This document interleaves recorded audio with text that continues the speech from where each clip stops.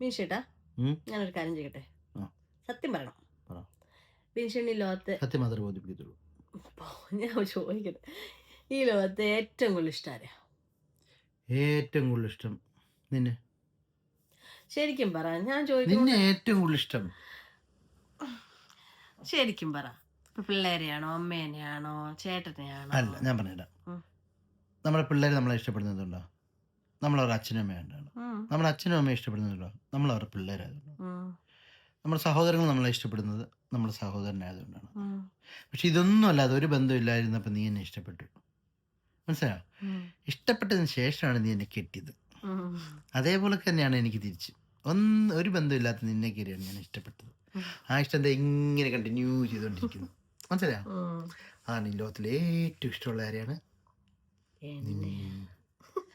ഇഷ്ടമായോ?